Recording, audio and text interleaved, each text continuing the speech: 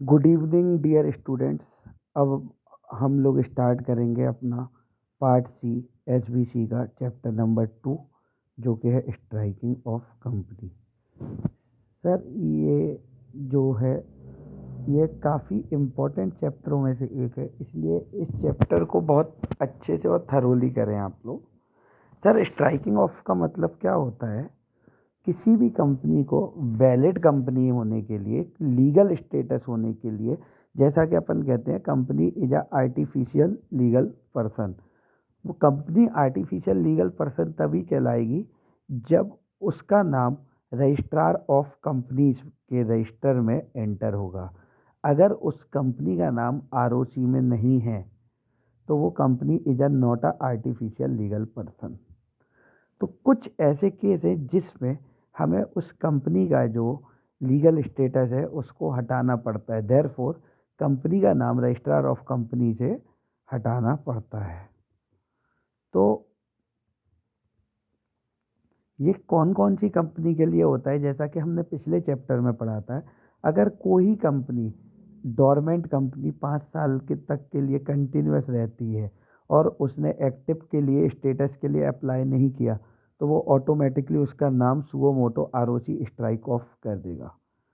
तो striking off का मतलब है बेसिकली रजिस्ट्रार ऑफ कंपनी के रजिस्टर से कंपनी का नाम रिमूव करना या स्ट्राइक ऑफ करना। सर, किस किस केस में सुओ मोटो आरओसी नाम को रिमूव कर सकता है? पहला, company fails to commence business within 1 year of its formation. Company जब फॉर्म हुई है उसके 1 ईयर के अंदर अंदर कंपनी ने अभी तक अपना बिजनेस ऑपरेट नहीं किया तब। If a company not carrying any business for a period of 2 years immediately preceding financial year and not applied for status of dormant company, अगर कंपनी ने लगातार 2 साल कोई बिजनेस नहीं किया, मतलब company is a inactive company और उसने डोरमेंट कंपनी के स्टेटस के लिए अप्लाई नहीं किया, मेमोरेंडम ऑफ एसोसिएशन के जो भी सब्सक्राइबर्स हैं और उन्होंने अपना सब्सक्रिप्शन पे नहीं किया है and declaration to this effect has not filed to ROC within 180 days from incorporation, और फिजिकल वेरिफिकेशन जब आरओसी ने किया तो ये पाया कि वो कंपनी तो बिजनेस कर ही नहीं रही है, कंपनी कोई बिजनेस नहीं कर रही है, कंपनी सिर्फ नाम के लिए फॉर्म की गई है। कई बार होता है कंपनियां तो इसलिए फॉर्म कर दी जाती हैं ताकि एक उनको लीगल स्टेटस मिला रहे और वो अपने कामों को डाइवर्ट करते रहें। ऐसे सब केसेस में आरओसी कर सकता है। अगर आरओसी को सुओ मोटो लगता है कि कंपनी का नाम स्ट्राइक ऑफ करना चाहिए, आरओसी ऐसे ही नहीं कर सकता है। रजिस्ट्रार ऑफ कंपनी देयरफॉर उसको फॉर्म नंबर STK 1 में एक नोटिस इश्यू करना पड़ेगा डायरेक्टर्स को, कंपनी को, और कंपनी और डायरेक्टर को एक डिटेल में रिप्रेजेंटेशन बना के देना पड़ेगा कि कंपनी का नाम क्यों नहीं हटाया जाए। इस रिप्रेजेंटेशन की टाइम लिमिट है 30 डेज। अगर 30 डेज के अंदर 30 डेज के अंदर डायरेक्टर ने रिप्रेजेंटेशन नहीं दिया, कंपनी की तरफ से कोई रिप्रेजेंटेशन नहीं आया, या फिर आरओसी उनके रिप्रेजेंटेशन से सेटिस्फाई नहीं है, तो वो अपना process of striking off complete कर सकते हैं, फिनिश कर सकते हैं।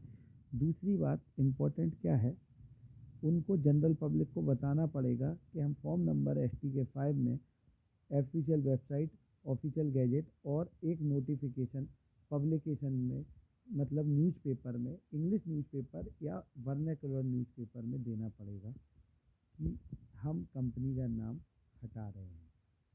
अगर किसी को भी कोई ऑब्जेक्शन होगा 30 दिन के अंदर उनको रिप्रेजेंटेशन देना है।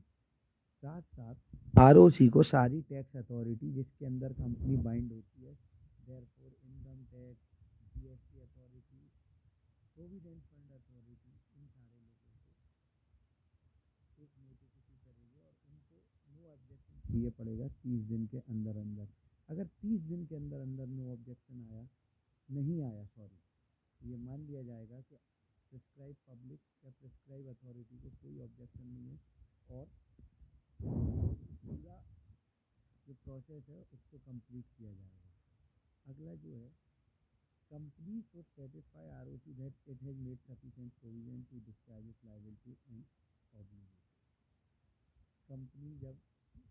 कंपनी का ये काम है कि कंपनी को सेटिस्फाई करना पड़ेगा आरओसी को कि वो अपनी प्रीवियस लायबिलिटी सारी डिस्चार्ज कर सकती है।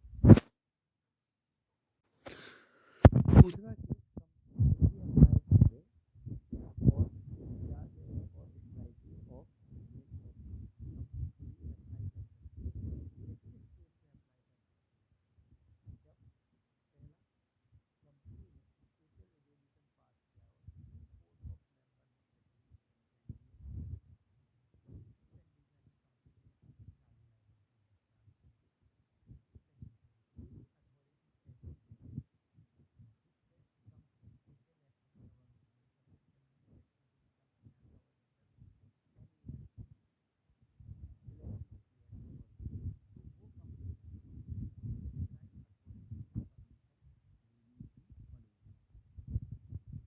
लास्ट नेक्स्ट, कौन कौन सी कंपनी सर अप्लाई नहीं कर सकती है? Listed company can't apply, delisted company due to non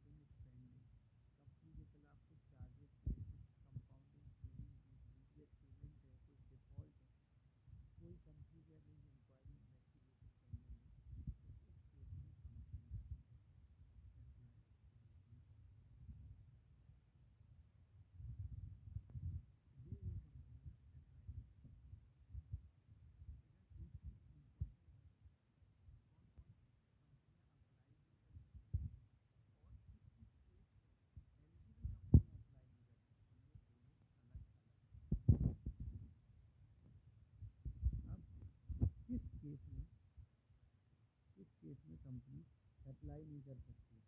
इस केस में कंपनी अप्लाई नहीं कर सकती है। जो भी एलिजिबल कंपनी है वो किस केस में अप्लाई नहीं कर सकती हैं?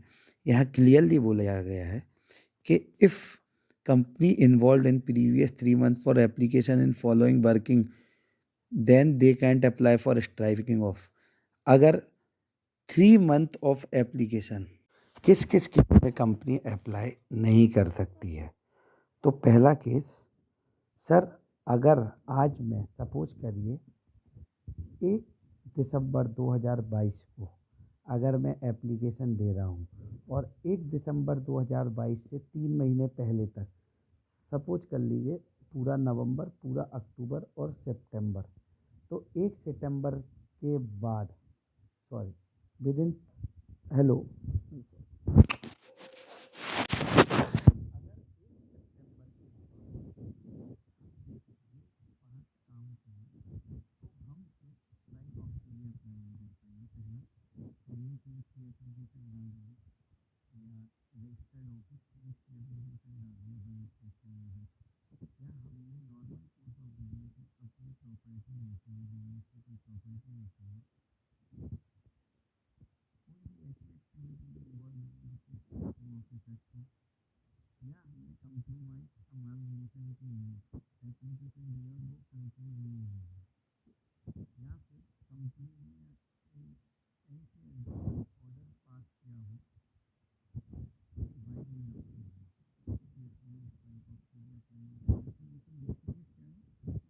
हमारा रिक्विजिट है, हमारा एग्जिस्टिंग रिक्विजिट क्या है?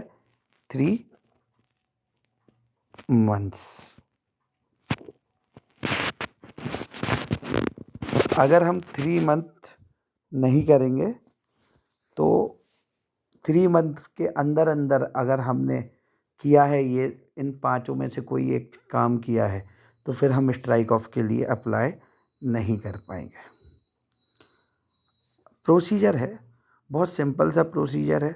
बोर्ड इतने बड़े डिसीजन खुद भी नहीं ले सकता है, तो बोर्ड अगर कंपनी खुद अप्लाई कर रही है स्ट्राइक ऑफ के लिए तो उसको ईजीएम बुलानी पड़ेगी। ध्यान रखिएगा, ईजीएम इम्पॉर्टेंट है। ईजीएम कंपनी को सारी लायबिलिटी डिस्चार्ज करनी पड़ेगी, डायरेक्टर को एक बॉन्ड साइन करना पड़ेगा, एफिडेविट देना पड़ेगा, साथ में फाइनेंशियल स्टेटमेंट जो सीए द्वारा सर्टिफाइड होंगी जीएम होल्ड करें, और स्पेशल रिजोल्यूशन इम्पॉर्टेंट है। स्पेशल रिजोल्यूशन तो ये जो जनरल मीटिंग होगी वो एजीएम नहीं कहलाएगी, वो हमारी ईजीएम कहलाएगी। क्यों? एक्स्ट्रा ऑर्डिनरी जनरल मीटिंग, और जिसमें स्पेशल रिजोल्यूशन पास होगा, फॉर्म MGT 14 पास होगा, फीस इसकी 10,000 है ST के 2 में, NOC form concern authority ST के 3 एंड 4 को, state of pending litigation only any, ये सारी डिटेल हमें देनी है। ROC इंफॉर्मेशन देगा। और हमें एक इम्पॉर्टेंट बात क्या याद रखनी है कि जो भी प्रिस्क्राइब अथॉरिटी हैं उनसे अगर हमें नो ऑब्जेक्शन नहीं मिला है तो हम नेम रिमूवल के लिए अप्लाई नहीं कर सकते हैं। सर, अगर हम स्ट्राइक ऑफ के लिए अप्लाई कर सकते हैं तो क्या हम रिस्टोरेशन के लिए भी अप्लाई कर सकते हैं? बिल्कुल कर सकते हैं। कंपनी खुद कर सकती है through any director with in 3 years. NCLT किस केस में करेगा? Set if NCLT satisfied that ROC ने जो नाम स्ट्राइक ऑफ किया था, मतलब ROC ने जो रीजन्स बताए थे वो कहीं से भी जस्टिफाइड नहीं थे, और कंपनी को एक बार रीजनेबल अपॉर्चुनिटी दी गई है हर्ड करने की, और जो सेटिस्फाइड रिप्रेजेंटेशन था कंपनी द्वारा बाय ROC खुद भी अप्लाई कर सकता है 3 ईयर्स। ROC को लगे कि उसने स्ट्राइक ऑफ तो किया था पर फॉल्स इन्फॉर्मेशन के बेसिस पे किया था। किस इन्फॉर्मेशन के बेसिस पे किया था? फॉल्स इन्फॉर्मेशन के बेसिस पे किया था। NCLT passes if it is a justified to pass।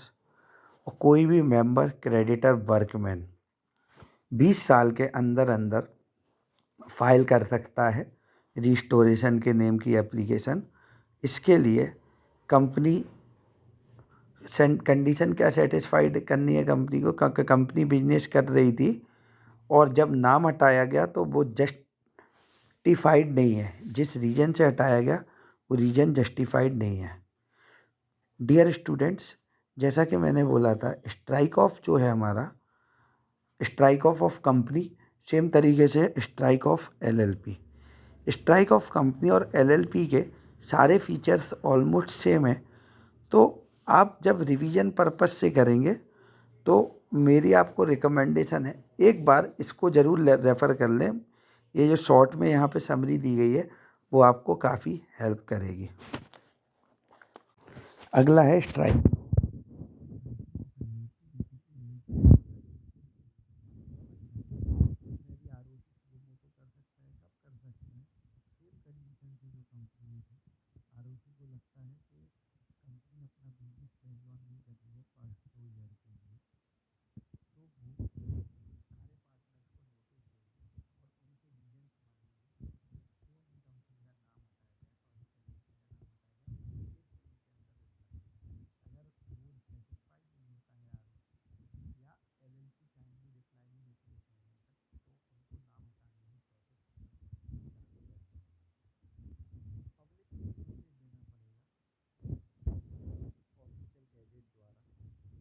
अगर पब्लिक को कोई ऑब्जेक्शन नहीं है तो फिर पूरा प्रोसेस जो है वो फॉलो हो जाएगा। LLP खुद भी अप्लाई करता है जब सारे पार्टनर कंसेंटेड हो और उनको लगे कि 1 साल तक when LLP is not carrying on any business activity for a period of 1 year or so, after the consent of all partners, file pending annual return including form 8 and 11, obtain approval from authorities। LLP is governed by special law। अगर किसी special law के तहत है तो उसकी permission लेनी पड़ेगी। Affidavit क्या क्या देना पड़ेगा कि हाँ हम बिजनेस नहीं कर रहे थे, कोई लाइबिलिटी है वो पूरी कर दी जाएगी, और अगर कोई लाइबिलिटी स्टिल पेंडिंग है तो उसको इंडेमनीफाई किया जाएगा। और ये फॉलोइंग डॉक्यूमेंट्स हैं जो इनको अटैच करने हैं। सर, कॉरपोरेशन के लिए कौन कौन अप्लाई कर सकते हैं? LLP खुद, पार्टनर या creditor with in 5 years from publication for removal of name if they satisfy NCLT that LLP was carrying business at any time of striking other justification and equitable reason. तो ये अपने provision अपने basis पे NCLT लगता है कहीं ना कहीं जाती है तो उस कंडीशन पे वो अप्लाई कर सकते हैं। याद रखें कि अगर किसी कंपनी का नाम हटा दिया गया तो उसके जो भी एसेट होंगे उसकी लाइबिलिटी को डिस्चार्ज करने के लिए एज इट इज अवेलेबल रहेंगे। और अगर कंपनी ने अपनी लाइबिलिटी को डिस्चार्ज नहीं किया है, अगर कंपनी का नाम हट भी गया तो लाइबिलिटी को इन केस डिस्चार्ज नहीं किया है, इंडेमनिटी वन साइन हुआ है, तो मैनेजर डायरेक्टर जिम्मेदार लोग हैं वो उस एक्सटेंट तक लाइबिलिटी पूरी तरीके से डिस्चार्ज ना हो जाए। तो फ्रेंड्स ये हमारा पार्ट बी का सेकंड चैप्टर है। मेरी एक रिकमेंडेशन है आप एक बार इसको सुने कि कहीं ना कहीं आपको हेल्प करेगा। Thank you, God bless you all.